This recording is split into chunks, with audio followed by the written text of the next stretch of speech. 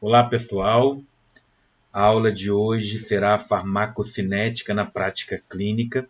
Vamos entrar um pouco aí na área de farmácia clínica e abordaremos nessa aula interações medicamentosas farmacocinéticas, como fazer o manejo, identificar e realizar o manejo de algumas interações medicamentosas, também questões envolvendo substâncias de baixo índice terapêutico, que requer uma maior vigilância,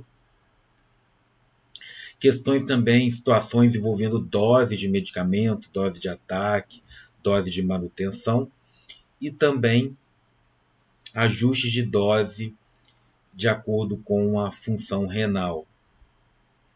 Bom, vou começar recapitulando aí, a gente viu nas aulas de farmacocinética, índice terapêutico, que é a medida de segurança relativa de um fármaco.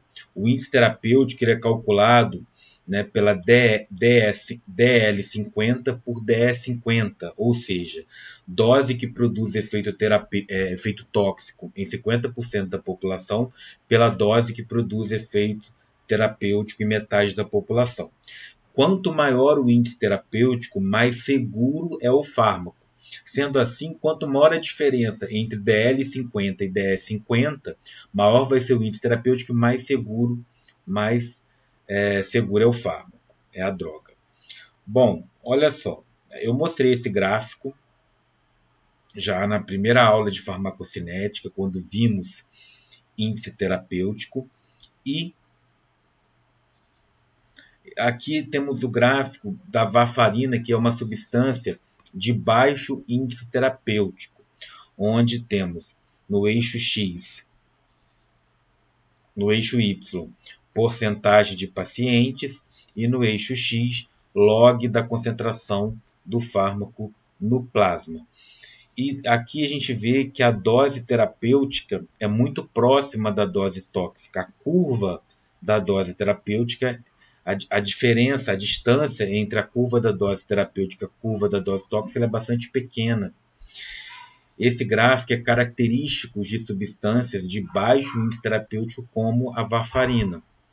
E aqui, no gráfico B, temos o gráfico da penicilina, que é uma substância de elevado índice terapêutico, onde a distância entre as curvas, a gente observa aqui uma maior distância entre as curvas do efeito terapêutico desejado e do efeito adverso indesejado.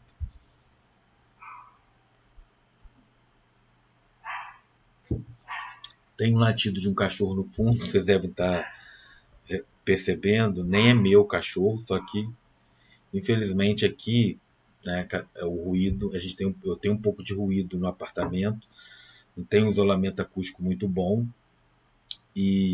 mas vamos dar, eu acho que pelo menos o meu áudio aqui está prevalecendo, vai dar para a gente acompanhar direitinho a aula. Bom, vocês acompanharam direitinho a aula. Então aqui eu vou dar o exemplo de algumas substâncias de baixo índice terapêutico. Mais de rosa, no quadradinho rosa, são as substâncias de alta dosagem e baixa potência. Em azul, baixa dosagem e alta potência. Todas essas substâncias são substâncias de baixo índice terapêutico. Alguns exemplos aí, o ácido valproico, que é um anticonvulsivante, também anticonvulsivante, oxcarbamazepina, carbamazepina, própria fenitoína. Temos também a clindamicina, o lítio, carbonato de lítio, que é um fármaco utilizado no tratamento do distúrbio bipolar, é estabilizante de humor. Primidona, varfarina, que é um anticoagulante, minoxidil, que é uma substância antihipertensiva, assim como o prazosin. Temos também digitálicos como a digoxina, digitoxina, a própria clonidina, que também é um antihipertensivo, clozapina, que é um antipsicótico, ciclosporina, teofilina e aminofilina, que aí são substâncias broncodilatadoras. Então, todas essas substâncias são substâncias de baixo índice terapêutico, substâncias inseguras. Aqui eu dou exemplo de algumas dessas substâncias de baixo índice terapêutico, a dose máxima diária: carbamazepina 2.400 mg, clonidina 0,6 microgramas, colchicina 7 mg, digoxina 0,5, fenitoína 1 grama, carbonato de lítio 1.800 mg, varfarina 1 a 20 mg. A gente tem a resposta individual à varfarina, ela varia muito de indivíduo para indivíduo. Então a dose, tem indivíduos que têm resistência aí a varfarina, precisa de uma dose maior. Então a gente tem uma tolerância maior de dose, mas é uma substância de baixo índice terapêutico. Essa margem de dose alta aqui é devido justamente a essa questão individual. O verapamil, dose máxima de 480 mg, também é uma substância de baixo índice terapêutico, um antiarrítmico. Então, o que eu quero chamar a atenção para vocês? Deve-se ter muito cuidado com as doses máximas de medicamentos com baixo índice terapêutico, porque a dose tóxica é muito próxima da dose terapêutica. Então, avaliar com bastante cuidado as prescrições, tanto na drogaria como na farmácia hospitalar, de medicamentos de baixo índice terapêutico. Maior atenção ainda em pacientes idosos, que costumam ter problemas em relação os processos farmacocinéticos dos medicamentos no organismo, a biotransformação, a eliminação, às vezes a função renal não está 100%, assim como a função hepática. Cuidado também com pacientes com insuficiência renal, insuficiência hepática, já tem tendência a acumular esses medicamentos no organismo, tendo maior risco aí de toxicidade, e gestante também, risco de toxicidade ao feto. Então, é muito importante uma maior vigilância quando a gente se depara com uma prescrição de um medicamento de baixo índice terapêutico, principalmente em relação à dose. Aqui eu vou dar exemplos de principais medicamentos com necessidade de monitoramento de níveis séricos em pacientes críticos. Alguns antibióticos que são nefrotóxicos, como a amicacina e a gentamicina, certo? A vancomicina também apresenta nefrotoxicidade. O outro antibiótico a gente requer também o monitoramento dos níveis plasmáticos é o voriconazol. Anticonvulsivantes com baixo índice terapêutico, como o ácido valproico, a carbamazepina, a fenitoína, o fenobarbital, a própria digoxina em pacientes com insuficiência cardíaca, e também imunossupressores como ciclosporina, tacrolimus, sirolimus. Então aí a importância de monitorar os níveis plasmáticos dessas substâncias em pacientes críticos, principalmente devido ao baixo índice terapêutico e ao risco de toxicidade. Agora eu vou falar um pouquinho para vocês da relação PK-PD. O que é essa relação PK-PD? É quando a farmacocinética do fármaco influencia na sua farmacodinâmica. Por exemplo, antibióticos beta-lactâmicos, a gente tem os antibióticos tempo-dependentes, que são, como exemplos, os beta-lactâmicos. Quanto mais tempo a concentração plasmática do antibiótico fica acima da MIC, que é a concentração inibitória mínima, maior o sucesso terapêutico, maior o resultado, a eficácia do antimicrobiano no tratamento da infecção. Isso ocorre, os antibióticos tempo independentes são os beta-lactâmicos, aí as penicilinas, as cefalosporinas, os carbapenêmicos, também os macrolídeos, como a azitromicina, a eritromicina e também a clindamicina são tempo dependentes, ou seja, eles necessitam que a concentração do antimicrobiano fique um tempo considerável aí acima da concentração inibitória mínima. Nessa situação, a gente tem melhor eficácia, um melhor sucesso terapêutico. Eu vou dar o exemplo aí do meropenem. O meropenem, a gente tem esse estudo aqui, fez uma comparação do uso do meropenem por infusão intermitente, cerca de 1 hora, e por infusão contínua de 3 horas, o tratamento de pneumonia associada à ventilação mecânica. Observou-se um sucesso terapêutico melhor, um maior sucesso terapêutico de 90,47% quando o meropenem foi administrado em infusão contínua de cerca de 3 horas. Comparado quando o medicamento foi administrado por infusão intermitente de 1 hora, onde o sucesso terapêutico foi de 59,57% contra 90,47% quando o medicamento foi administrado por infusão contínua. Então, no tratamento, o uso de carbapenêmicos, como meropenem, no tratamento de sepse, choque séptico e pneumonia grave, temos melhores resultados terapêuticos quando administramos esse medicamento por infusão contínua de 3 horas, de aproximadamente 3 horas. Isso porque são antibióticos tempo-dependentes. Temos também o pico-dependente, que são os aminoglicosídeos. O aminoglicosídeo, em determinadas, na grande parte dos tratamentos com aminoglicosídeo, a gente faz um uso uma vez ao dia de uma dose mais alta. Vocês já devem ter visto 240 mg de gentamicina uma vez ao dia. Amicacina 1 grama ou 1,5 gramas uma vez ao dia. É devido ao efeito pico-dependente.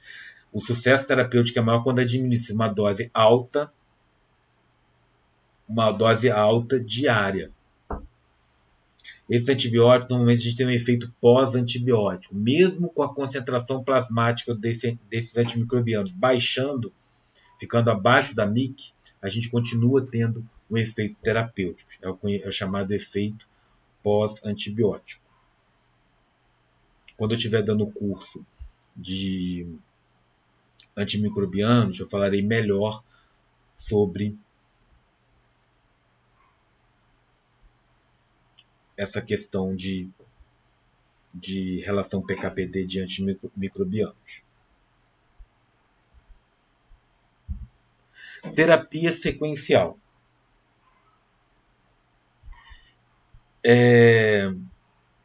O que é terapia sequencial? É a mudança da via parenteral para a via oral, assim que o paciente esteja clinicamente estável. Isso é o farmacêutico clínico, ele atua nessa parte, nessa questão da conversão de dose, na orientação dos profissionais, na avaliação da prescrição para verificar se essa conversão foi uma conversão adequada. Qual a vantagem de você trocar uma via intravenosa por uma via oral? O custo de aquisição do medicamento é menor, diminuição dos resíduos, diminuição do tempo de internação, do custo com a administração, porque você tem dispositivo, tem equipo, tem seringa, tem uma série de material, bomba infusora, né, uma série de dispositivos que são utilizados, que apresentam um custo elevado. Então, a gente tem um custo da administração pela via intravenosa é muito maior do que o custo da administração por via oral. Então, temos diminuição do custo na administração, problemas com dispositivos de via intravenosa e também via intravenosa, via parenteral, temos maiores incidências de reações adversas. Desvantagens: não adesão do paciente após a alta, falha terapêutica e risco de reinternação. Aqui, essa tabelinha são alguns exemplos de conversão de dose de via IV para via oral. Vou dar alguns exemplos. Azitromicina, 500 mg IV uma vez ao dia, convertendo para via oral, 250 a 500 mg uma vez ao dia. Cefuroxima, 500 a 750 mg de 8 em 8 horas, dose IV. Já a dose VO, cefuroxima acetil, 250 a 500 mg de 12 em 12 horas. Então, o farmacêutico clínico ele tem um papel importante na avaliação dessas prescrições em que temos conversão da dose IV para a dose via oral, para ver se essas doses a dose oral ela é compatível com a dose prescrita pela via intravenosa. Bom, dose de ataque e dose de manutenção. O que é a dose de ataque? É a dose de um medicamento capaz de elevar rapidamente a concentração de um fármaco na corrente sanguínea, a fim de que se obtenha o resultado terapêutico mais rapidamente. Já a dose de manutenção é a dose administrada em intervalos regulares, capaz de manter a concentração de um fármaco na quantidade desejada para que seja alcançado o efeito terapêutico. Então, alguns medicamentos, a gente tem a dose de ataque e a dose de manutenção. Então, é importante aí, quando você inicia o tratamento com aquele medicamento, que seja administrada aí uma dose de ataque para depois seguir o tratamento com a dose de manutenção. O primeiro exemplo é a mildarona. Normalmente, a mildarona intravenosa é administrada na forma de infusão contínua. A gente faz aí 300 miligramas, 2 ampolas, administra-se no intervalo mínimo de 10 minutos para evitar a hipotensão, seguida aí da dose de manutenção 450 a 1.200 miligramas em 24 horas. Aquele dripping aí de 18 ml de amiodarona mais 232 ml de soro.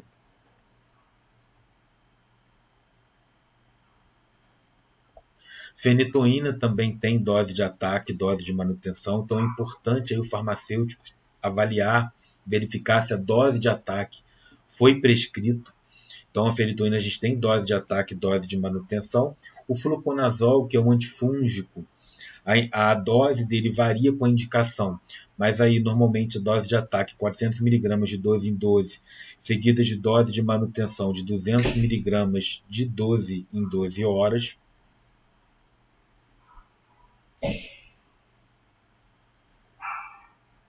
E agora entraremos aí em interações medicamentosas. Já discutimos também que temos interações farmacocinéticas e interações farmacodinâmicas. Interações farmacocinéticas envolvem as etapas de absorção, distribuição, biotransformação e excreção. Interações farmacodinâmicas, a capacidade do medicamento interagir com seu sítio de ligação é alterada pela presença de outro fármaco. Fármacos agonistas, antagonistas, temos o sinergismo, a potencialização. Eu vou dar o exemplo de algumas interações farmacocinéticas e o manejo dessas interações. Porque é importante o farmacêutico identificar a interação medicamentosa e propor ao médico o que pode ser feito para poder reduzir o impacto daquela interação, de eliminar ou reduzir ou minimizar o impacto, seja pela substituição de um medicamento por outro, seja do aumento da dose, de você administrar esses medicamentos com um tempo, um intervalo maior entre as administrações desses medicamentos. Então, por exemplo, caspofungina e fenitoína. A gente observa, a fenitoína é um fármaco indutor enzimático que diminui a biodisponibilidade da caspofungina, aumentando o risco de infecção. Como que pode ser feito o manejo dessa interação? A caspofungina, normalmente ela é administrada uma dose de ataque de 70 mg uma vez ao dia, seguido aí nos outros dias de 50 mg uma vez ao dia. Então, o manejo é você manter essa dose de manutenção durante todo o tratamento do paciente, se tiver em uso concomitante com fenitoína. É uma interação farmacocinética. Outra interação farmacocinética, omeprazol e clopidogrel. O omeprazol é um inibidor enzimático. O clopidogrel é um profármaco. Ele necessita de ser biotransformado no fígado para produzir o seu metabólito ativo.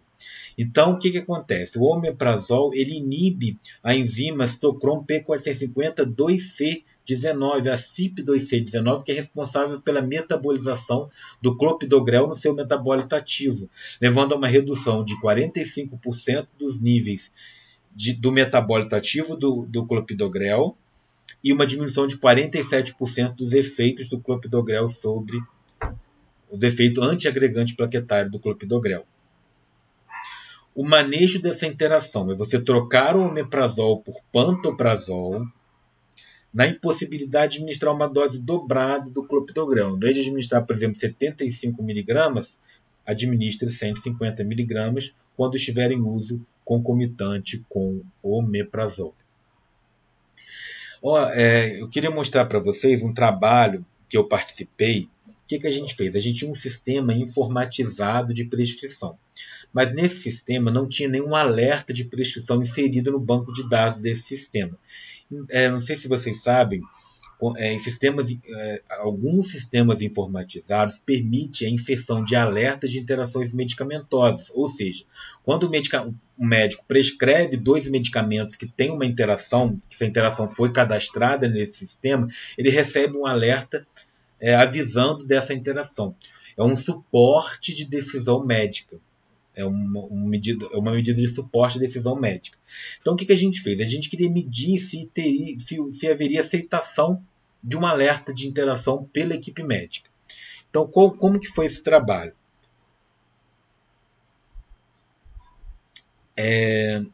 Foi avaliado o número de prescrições contendo interação medicamentosa do clopidogrel e omeprazol 3 meses antes da inserção desse alerta e 3 meses após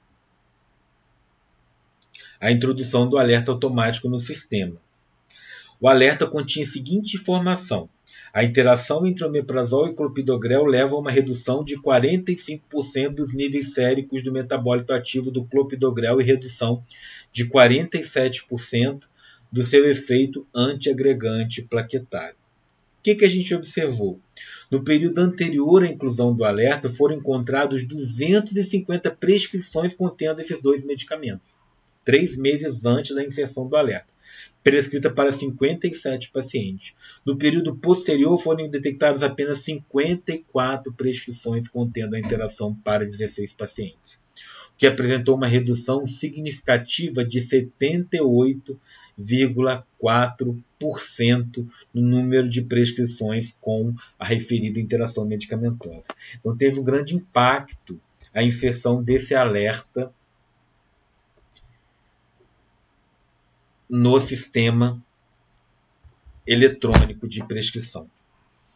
Então, qual a conclusão que a gente teve com esse trabalho? Que a emissão automática de alerta de uma interação medicamentosa para o médico no momento da prescrição, com conteúdo clínico e científico, mostrou-se uma abordagem eficaz de sinalização e suporte à decisão. É importante a seleção criteriosa dos alertas, bem como do seu conteúdo. É uma estratégia que pode contribuir para o uso racional e seguro dos medicamentos. Porque eu já vi alguns sistemas de prescrição com muitos alertas de interação. Então, quase toda prescrição que o médico fizer, vem um alerta. Então, o médico passa a ignorar. Então, é importante uma seleção criteriosa dessas interações medicamentosas. Principalmente, a gente conseguir aí, indicar um manejo, como manejar aquela interação medicamentosa. Por exemplo, a maior parte dessas prescrições foram trocadas por ranitidina. Na época, a ranitidina a gente encontrava a ranitidina no mercado. Atualmente, a ranitidina foi retirada do mercado pela Anvisa por gerar aí um produto tóxico durante o seu armazenamento, mas tínhamos a opção também da ranitidina e a gente teve inclusive um aumento da prescrição de pantoprazol. Pantoprazol era não padrão de solicitação de compra de pantoprazol, justamente pela inserção desse alerta aí de interação. Outra interação importante, meropenem e ácido valproico, outra interação farmacocinética. O meropenem ele reduz os níveis plasmáticos do ácido valproico, que aumenta o risco de convulsão. O manejo é associar outro anticonvulsivante, como a fenitoína, a carbamazepina, para poder manter aí a proteção, a neuroproteção aí para ocorrência de convulsões. É importante também essa questão da dose. Por exemplo, a anfotericina B desoxicolato, a dose usual é de 1 mg por quilo. Então, um paciente com 75 quilos vai fazer uma dose diária de 75 miligramas. Já a anfotericina B lipossomal é 3 miligramas por quilo. A dose usual é 3 vezes maior. Então, o paciente com 75 quilos vai fazer 225 miligramas. E, recentemente, talvez não esteja muito visível, mas dá para vocês verem, vou acompanhar aqui pelo setinha do mouse, que o médico prescreveu para um paciente pediátrico de 15 anos, às vezes confundiu ali na hora da prescrição, né? Anfotericina B 50 miligramas, desoxicolato 250 miligramas. Esse paciente teria que ter 250 quilos. Eu entrei em contato com o médico. Na verdade, o que ele queria era anfotericina B lipossomal. Mas ele prescreveu anfotericina B desoxicolato com a dose da lipossomal. Isso poderia causar um estrago muito grande no paciente. O paciente poderia ter uma nefrotoxicidade aguda aí, devido ao uso dessa dose extremamente alta. Cerca de, vamos supor, aí, 5, 6 vezes maior do que o peso, do que a dose preconizada para esse paciente. Eu não tenho informação sobre o peso do paciente. Então é muito importante o farmacêutico avaliar a dose dos medicamentos, a dose prescrita, porque pode resultar em toxicidade, uma dose muito elevada pode resultar em uma toxicidade, inclusive o óbito, reações adversas bastante graves. Para finalizar, eu vou falar um pouco sobre ajustes de dose de acordo com a função renal. Então, alguns medicamentos a gente tem que fazer o ajuste de dose de acordo com a função renal. Então, é importante eu obter o quê? O clearance de creatinina. Como que eu obtenho o clearance de creatinina? Com clearance, a gente consegue fazer o ajuste de dose. Por exemplo, o meropenem. Se o clearance de creatinina estiver entre 50 e 90, eu posso prescrever 1 grama de 8 em 8. Se estiver entre 10 e 50, é 1 grama de 12 em 12. Se o clearance estiver menor do que 10 ml por minuto, 50 miligramas de uma vez ao dia. Então é importante para vários medicamentos que necessitam de ajuste de dose de acordo com a função renal. Aqui eu apresento a fórmula para vocês, Cockcroft-Gault, para pacientes adultos, que é uma fórmula que envolve aqui 140 menos a idade do paciente, vezes o peso em quilos, 72 multiplicado pela creatinina sérica. Se for mulher, multiplica-se por 0,85. Essa fórmula é uma fórmula muito usada para fazer aí o ajuste de dose. É a fórmula mais usada para se obter o clearance da creatinina e a partir daí fazer o ajuste de dose. A boa notícia é que a gente tem calculadoras, sites aí, o MD Calc, que vocês podem entrar aqui, www.mdcalc.com, que aqui a gente escolhe aqui, ó, clearance de creatinina, e a gente joga os dados sexo, idade, peso, creatinina e calcula o clearance de creatinina. E a gente vai lá e consegue fazer o ajuste de dose. Então, eu dei o exemplo do meropenem, temos exemplo de outros fármacos, imipenem. Se o clearance estiver entre 50 e 90, maior do que 50, né? E 90, eu prescrevo 250 a 500 mg de 6 em 6 horas.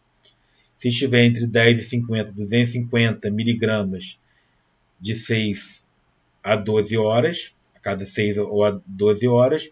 E se tiver menor do que 10, 125 a 250 mg a cada 12 horas. Aqui, polimixina B, a correção de dose é controversa. A literatura encontra-se aí algumas orientações para se fazer o ajuste de dose com polimixina B, e também temos aí estudos que dizem que esse ajuste de dose não é necessário. Então, eu finalizo essa aula. Eu mostrei para vocês alguns aspectos da farmacocinética voltada para a parte clínica, a farmácia clínica, e eu finalizo essa aula e um grande abraço para vocês e nos vemos na próxima aula.